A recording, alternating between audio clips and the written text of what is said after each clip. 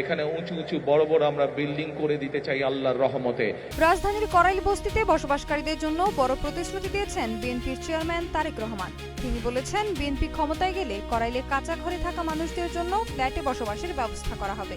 এই ফ্ল্যাটগুলো প্রত্যেকের নামে রেজিস্ট্রি করা হবে, যাতে তারা স্থায়ীভাবে বাড়ির মালিকানার অধিকার পান।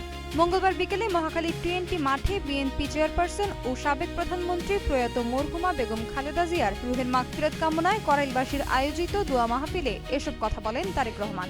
সেখানে তিনি আরও বলেন, শুধু বাসস্থানই নয়, করাইল বস্তির মানুষের শিক্ষা ও স্বাস্থ্যসেবার উন্নয়নও সরকারের অগ্রাধিকার হবে। শিশুদের জন্য সুন্দর স্কুল, খেলাধুলার মাঠ এবং এলাকার মধ্যে ক্লিনিক ও হাসপাতাল স্থাপনের পরিকল্পনা রয়েছে।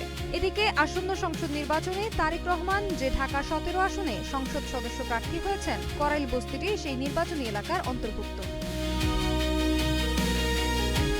সোনালী সাহা, নাগরিক প্রতিনিধি।